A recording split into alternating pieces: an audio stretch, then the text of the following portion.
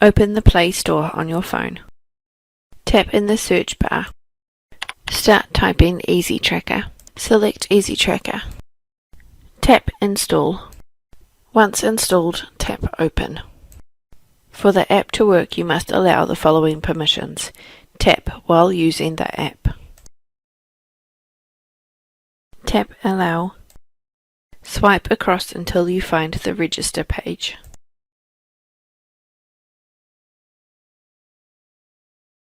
Tap in the company reference box to enter in the reference. Enter in your PIN. Use the back button to close the keyboard. Tap on Register. Tap on your Home button to return to your home page. Open your text messages. Select the text message from Easy Tracker. Select the text. Highlight the code and select Copy. Return to the Easy Tracker app and paste the code into the box. Use the back button to close the keyboard. Tap Verify. The PIN page should load if successful. Enter in your PIN.